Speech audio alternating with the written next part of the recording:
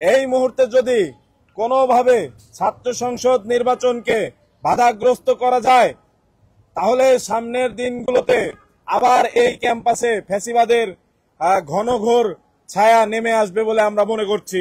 আমরা গতকাল রাত থেকে আমাদের পরিচিতদের যারা চট্টগ্রাম বিশ্ববিদ্যালয়ে পড়ে তাদের ফেসবুক আইডির মাধ্যমে বিভিন্ন আপডেট নিচ্ছিলাম। এখানে কিভাবে সংঘর্ষ হচ্ছে, কাদের সাথে সংঘর্ষ হচ্ছে আমরা কারোর পরিচয় জানি না। সরকারের তরফ থেকে কোনো প্রকারের কোনো ব্যবস্থা তাৎক্ষণিকভাবে নেওয়া হয়নি। মাত্র আমরা জানতে পারছি সেখানে আইন শৃঙ্খলা বাহিনী গিয়েছে, 144 ধারা জারি হয়েছে। আমার প্রশ্ন হচ্ছে, ঢাকা বিশ্ববিদ্যালয় কেন্দ্রীয় ছাত্র সংসদকে কেন্দ্র করে যত মিডিয়া হাইপ আছে এখানে আছে, কিন্তু চট্টগ্রাম বিশ্ববিদ্যালয়ে যারা পড়ে তারা কি মানুষ না? তারা কি শিক্ষার্থী না? আমরা স্পষ্ট করে বলতে চাই, জুলাই গণ অভ্যুত্থানের অন্যতম স্টেক হোল্ডার হলো চট্টগ্রাম বিশ্ববিদ্যালয় এবং তার শিক্ষার্থীরা।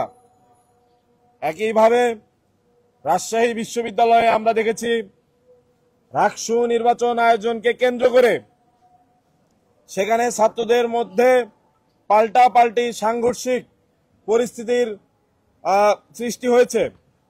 এর কারণ হিসেবে আমরা মনে করি বিশ্ববিদ্যালয়ের যে দুর্বৃত্তায়ন সেটি এখনো দূর হয়নি। বিশ্ববিদ্যালয়গুলোতে ভিসি থেকে শুরু করে সকল শিক্ষক নিয়োগ এখনো সেই আগের আমলের মতো রয়ে গেছে। ফলে দলীয় শিক্ষক, দলীয় পদাধিকার বলে তারা এসে যাচ্ছে, ফলে দায়িত্ব তারা নিরপেক্ষভাবে পালন করতে পারছে না।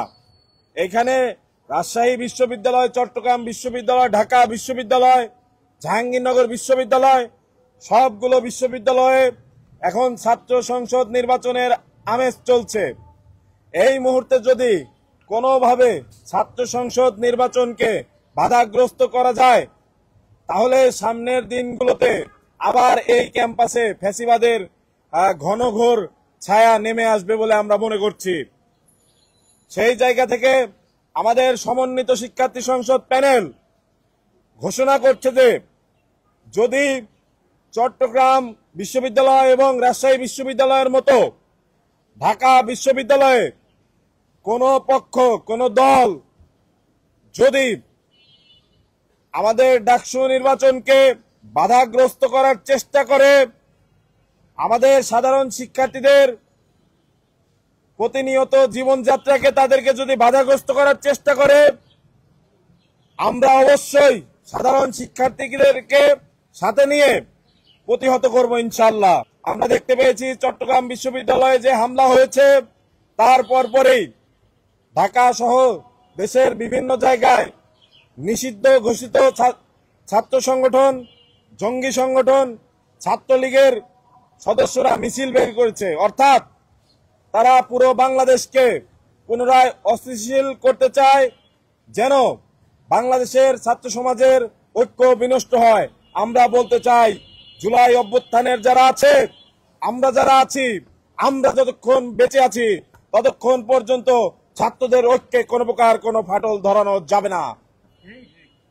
আমরা স্পষ্ট করে বলতে চাই, কোন জঙ্গি সংগঠন যদি মাথা তুলে দাঁড়ানোর চেষ্টা করে আবারও সেই জুলাইয়ের শক্তি নিয়ে তাদের মাথায় আঘাত করে বিচূর্ণ করা হবে।